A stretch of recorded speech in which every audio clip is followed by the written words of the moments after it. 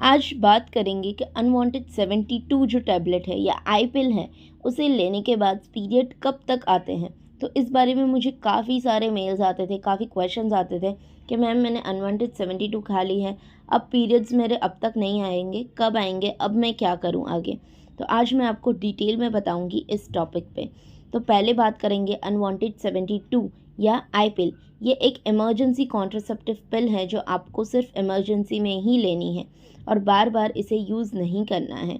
सिर्फ एक आध बार अगर इमरजेंसी सिचुएशन आई तो ही आपको यूज़ करना है। आपको इसे कब लेना है, कैसे लेना है, इस पर मैंने फुल डिटेल वीडियो बनाया है।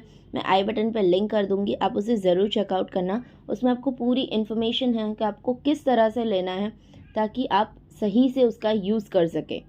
तो अगर कोई इमरजेंसी सिचुएशन ऐसी आई तो आप इसे यूज़ कर सकते हैं। इसमें प्रोजेस्टेरॉन का काफ़ी हैवी डोज होता है, तो यूजुअली इसे लेने के बाद 4 दिन के अंदर ब्लीडिंग हो जाती है। कई बार बहुत थोड़ी सी ब्लीडिंग होती है। अगर बहुत थोड़ी सी ब्लीडिंग हो तो वो पीरियड्स नहीं होते हैं, उसे विड्रॉल ब्लीडिंग बोलते हैं। विड्रॉल ब्लीडिंग इस टैबलेट को लेने के 4 दिन से 3 हफ्तों तक कभी भी आ सकती है। हो सकता है आपको थोड़ी सी विड्रॉल ब्लीडिंग हुई, फिर 1.5-2 महीने तक भी पीरियड्स नहीं आए, क्योंकि इसमें हार्मोन्स की काफ़ी ज़्यादा मात्रा होने से पीरियड साइकिल को यह डिस्टर्ब करता है। कभी कभी ऐसी सिचुएशन आ जाती है कि हमें आई पिल लेनी पड़ती है या अनवांटेड 72 लेनी पड़ती है, क्योंकि अगर प्रेगनेंसी हो गई और फिर अबॉर्शन का प्रोसेस करवाना पड़ा तो वो बहुत ज़्यादा डिफ़िकल्ट हो जाता है। उससे अच्छा है तो अनवांटेड 72 ही ली जाए, ठीक है। लेकिन आपको ये याद रखना है कि सिर्फ इमरजेंसी पर्पज़ पे ही यूज़ करनी है।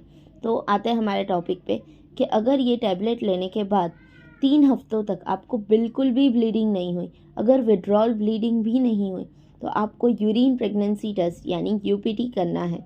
अगर वो नेगेटिव आता है तो प्रेगनेंसी नहीं है। अगर यूरिन टेस्ट नेगेटिव आया 3 हफ्तों के बाद, भले आपको ब्लीडिंग नहीं हुई लेकिन आपको प्रेगनेंसी नहीं है, सिर्फ आपके बॉडी का साइकिल डिस्टर्ब हुआ है, तो आपको क्या करना है, आपको वेट करना है। 1 से 2 महीने तक आपको पीरियड आ सकते हैं और हो सकता है कि आई पिल खाने के बाद भी तुरंत आपको पीरियड्स आ जाए दूसरे ही दिन, तो ये भी एकदम नॉर्मल है। पर जो महिलाएं ज़्यादा स्ट्रेस लेती है ना, उनको ओव्यूलेशन नहीं होता है, और स्ट्रेस के कारण ओव्यूलेशन नहीं होता। अगर ओव्यूलेशन नहीं होगा तो पीरियड्स कैसे आएंगे। तो आपको बिल्कुल भी स्ट्रेस नहीं लेना है।